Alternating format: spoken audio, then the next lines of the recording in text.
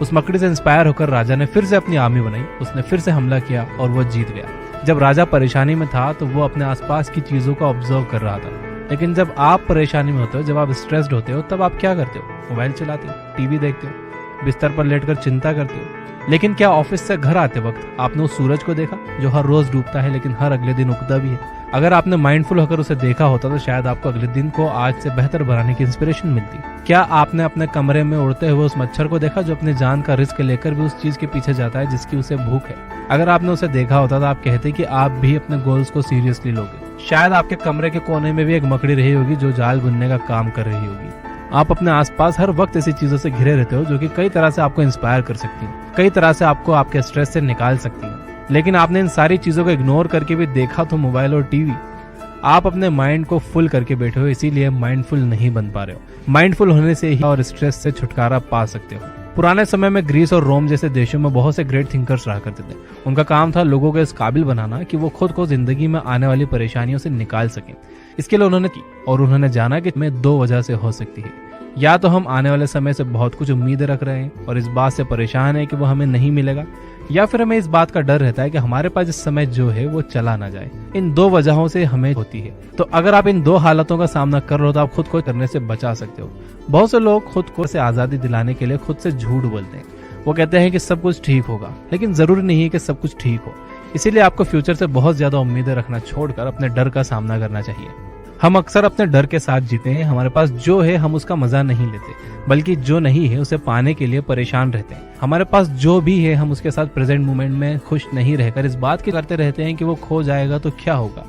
हम हमेशा जिंदगी को अपने हिसाब से चलाने की कोशिश करते रहते हैं, लेकिन खुश रहने के लिए आपको जिंदगी को फ्लो में बहना सीखना होगा। इसके हर पहलू को करने की कोशिश करना छोड़कर इसमें हो रहे को अपनाना होगा।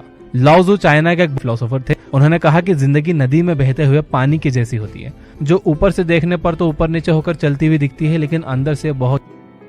इसी तरह से जिंदगी भी सिर्फ ऊपर से देखने में बहुत उलझी हुई दिखती है, अंदर से ये बिल्कुल एक उलझा हुआ और भरा हुआ दिमाग आसान चीजों को भी कभी समझ नहीं सकता, वो उन्हें भी कॉम्प्लिकेटेड बना देता है। आज के वक्त में बहुत से लोग हमेशा कुछ ना कुछ सोचते रहते हैं। वो अपनी हर रोज की भागदौड़ में इतने रहते हैं कि उन्हें पता ही नहीं लग रहा है कि उनके आसपास क्या हो रहा है।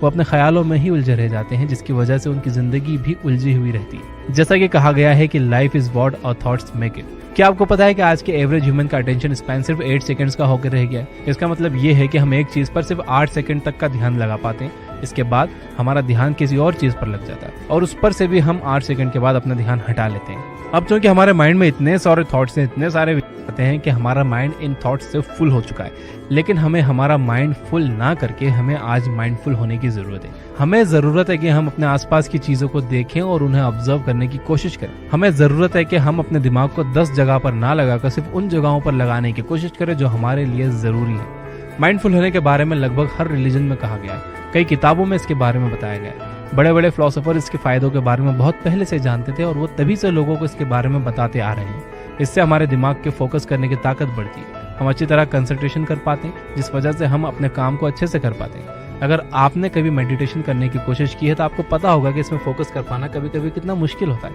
हमारा दिमाग अपने आप ही यहाँ वहाँ भटकने लगता है और हमें उसे वापस लाना पड़ता है। लेकिन जब आप इसे बार बार करते हो तो आप एक्चुअल में अपने दिमाग को फालतू में भटकने से रोककर फोकस करना सिखा रहे होते हो। आप उसे प्रेजेंट में रहने के लिए ट्रेन कर रहे होते हो। माइंडफुल हुए बिना कोई भी साइंटिस्ट, कोई भी म्यूजिशियन, कोई भी राइटर या पोएट महान नहीं बना। एग्जाम्पल के लिए आपको क्या लगता है न्यूटन क्या कर रहे थे जब पेड़ से सेब गिरा? क्या वो ये सोच रहे थे कि वो कैसे अपनी नौकरी में प्रमोशन पाएंगे, या वो ये सोच रहे थे कि वो कैसे फेसबुक पर ज्यादा लाइक्स हासिल कर सकते हैं? नहीं, वो सिंपली नेचर को ऑब्जर्व कर रहे थे जब उन्होंने देखा कि सेब गिरा। इसी तरह से जेम्स वाट भी स्टोव के बगल में बैठकर कैटल को ऑब्जर्व कर रहे थे। वो प्रेजेंट मूवमेंट में थे, ना कि किसी ख्याली दुनिया में अपने ही बनाए गए प्रॉब्लम से लड़ने की कोशिश कर रहे थे। इस वजह से उन्होंने कैटल के ढक्कन को ऊपर नीचे होते हुए देखा और सोचा कि अगर ये भाप ढक्कन को ऊपर नीचे कर सकती है तो ये और भी क्या क्या कर सकती है। इसके बाद इसी कॉन्सेप्ट को आगे ले जाकर उन्होंने स्टीम इंजन्स बनाए, जिससे पहले के जमाने की ट्रेन्स चला करती थी। जब आप माइंडफुल होते हो तो आप नेचर से सीख पाते हो, अपने दिमाग को हल्का कर पाते हो। मैं ये तो नहीं कह रहा हूँ कि माइंडफुल होकर आप न्यूटन की तरह बन जाओगे, लेकिन माइंडफुल होकर आप अपने स्ट्रेस को जरूर कम कर पाओगे। तो आज से आप अपने माइंड को खाली करके माइंडफुल बनने की कोशिश करो। Finally, you guys are amazing. Keep reading, keep learning, keep growing. Thank you for watching.